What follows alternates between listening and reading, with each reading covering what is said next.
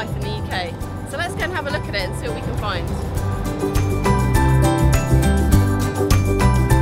You never go diving alone, but today my dive buddy is Keith.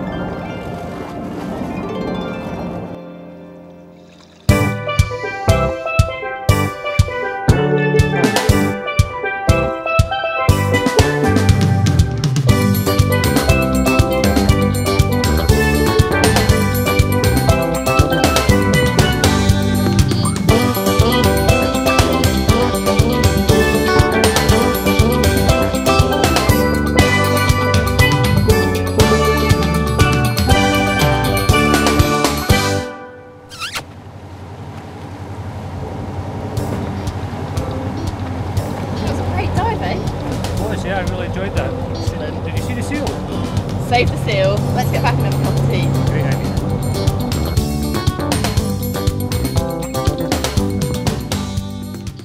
Let's start at the beginning. I'm interested in the small stuff as well as the seals. Things like the plankton that's in the sea. It's making the water a wee bit cloudy. It did, yeah, but a lot of that is the what they call the phytoplankton, which is the small, tiny little microscopic plants. There's millions of them out there, and they form the start of the food chain, we call it, for everything else to feed on. And they rely on the energy of the sun, don't they, to be able to grow? They do, yeah, just like grass on land or whatever. They use the sun's energy, turn that into food for larger animals like zooplankton, and then bigger fish again.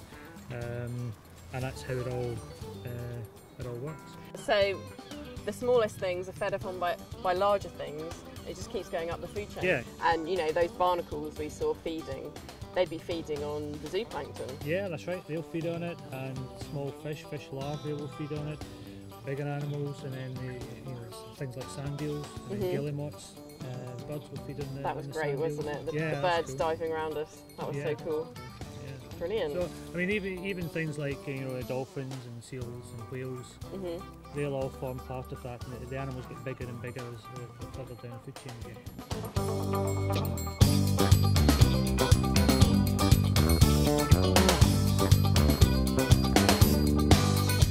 So that's what we call a food chain, isn't it? That's sort of linear from one small plant to a smaller animal, and then bigger and bigger. That's a food chain, isn't it? That's right.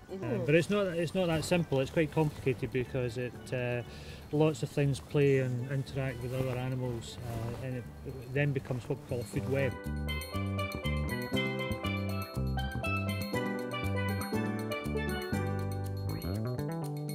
And then leading up, obviously, to the cheeky seal. That was so cool, wasn't it? Yeah, the seal was cool. And he's very important because the seal is what we call an apex predator. It's the top of the food chain, the top predator, that's right, yeah. So he relies on everything smaller the animal that he feeds on, but also the very small animals, the phytoplankton, the plants, they also rely on the seal, because the seal will poo in the water, and that fertilises, just like on land, that fertilises the plants. So if that's not all there, it doesn't happen, and it's a very, very delicate balance, and it's very interesting to study because there's lots of tiny little things that can make a difference. We've got to talk about the star of St Abbs as well, the wolffish. Yeah, the wolffish are pretty cool. I mean, they can look quite grumpy. That's right, yeah. Big teeth, yeah.